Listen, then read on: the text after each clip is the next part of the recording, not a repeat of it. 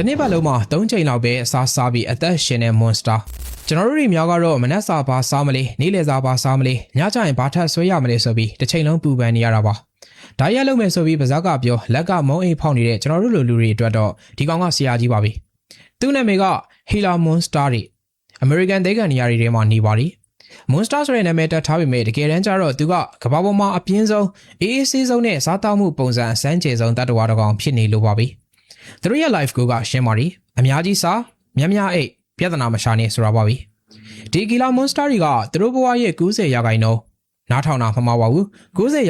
လောက်ကိုမြေရောက်တွင်းနေတဲ့မှာပဲအိတ်နေရင်အချိန်ကုန်ဆုံးလေးရှိပါလိအပြင်ထွက်တာဆိုလို့မနက်ခင်းနေပူစာလှုံဖို့လောက်ပါပဲဒါဆိုရင်သူတို့ဘာစားပြီးတော့အသက်ရှင်လဲသူတို့ကအခွင့်အရေးရတော့မှအပီးပြင်းဆွဲထည့်လိုက်တာဗျငှက်ဥတွေကြွက်ပေါက်စားတွေကိုတွေးပြီးဆိုရင်တခါတည်းဘိုက်ကွဲမတက်စားပြက်လိုက်တယ်တခါစားရင်သူတို့ရဲ့ကိုယ်လေးချိန်3ပုံတစ်ပုံ30%ကနေ50%လောက်အထိစားနိုင်တယ်လူနဲ့ရှင်ပြောရရင်ပေါင်150ရှိတဲ့လူတစ်ယောက်ကပေါင်90လောက်ရှိတဲ့အသားကင်တွေကိုတစ်ထိုင်နဲ့စားလိုက်တယ်လို့ပါပဲအဲလိုစားလိုက်ပြီးရင်တော့လားနဲ့ချီပြီးဘာမှထပ်မစားဘဲနေနိုင်ပါပြီ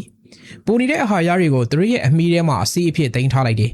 ကျွန်တော်တို့ကဘိုက်မှာအစီစုပြီးဝါလာပေမဲ့သူတို့ကတော့အမီးမှာအစီစုပြီးတော့ကျမ်းမာနေတဲ့ကောင်းတွေပါဒါဆိုရင်သူ့ကိုဘာလို့ monster လို့ခေါ်လဲရုပ်ကိုကြည့်လိုက်ပါအမဲရောင်ပေါ်မှာလိမ်မော်ရောင်ပန်းရောင်အကွက်တွေနဲ့အရေပြားကလည်းပရိစေးတွေစီထားသလိုမျိုးအဖုထစ်တွေနဲ့ပါ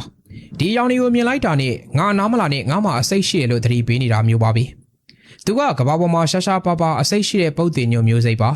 ဒါပေမဲ့သူ့ရဲ့အစိတ်ကမွေတွေလိုမျိုးအဆွဲနဲ့ထိုးသွင်းတာမဟုတ်ပါဘူးသူကကိုက်ပြီးဆိုရင်မေးရိုးနဲ့တေချာဖိကိုက်ပြီးတော့မှမေးရိုးကိုဟိုဘက်ဒီဘက်ရွှေ့ပြီးဝါစားတယ်လို့လုပ်တာပါအဲ့လိုဝါလိုက်မှသွားကြားတွေကနေအစိတ်ရည်တွေစီးကြလာပြီးသားကောင်ရဲ့သွေးကြောတွေကိုရောက်သွားတာပါနည်းနည်းတော့ရက်ဆက်တယ်လို့ပါပဲအကိုက်ခံရရင်လူမသေးနိုင်ပေမဲ့ငရဲကြတယ်လို့နာကျင်ပြီးသွေးပေါင်တွေထိုးကျသွားရပါလိဒါကြောင့်မလို့သူ့ကိုစိတ်ဒုက္ခမပေးဘဲဝေးဝေးကနေကြည့်တာအကောင်းဆုံးပါပဲ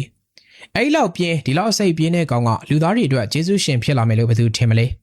ခုနကပြောခဲ့သလိုမျိုးသူကတစ်နှစ်မှာ3-4ခါလောက်ပဲစားပြီးအသက်ရှင်နိုင်နေဆိုတော့သူ့ရဲ့သွေးရင်းသကြားထက်ထိမ့်သိမ်းမှုစနစ်ကအယမ်းမိုက်နေတာကိုပညာရှင်တွေသတိထားမိလိုက်တယ်1990ဝန်းကျင်မှာသူတရီတွေကဟော်မုန်းတစ်မျိုးကိုရှာတွေ့ခဲ့ပါသည်အဲ့ဒီဟော်မုန်းကလူတွေရဲ့စီးကျူယောဂါကိုကုသဖို့အတွက်အဓိကတော့ချက်ဖြစ်လာခဲ့ပါသည်အခုဆိုရင်ကမ္ဘာတဝန်းမှာ type 2 စီးကျူယောဂါတွေအတွက်တန်ပေါင်းများစွာဟာ Gila Monster ရဲ့တရီကိုအခြေခံထုတ်လုပ်ထားတဲ့ဆေးကိုအသက်ဆက်နိုင်ကြပါပြီ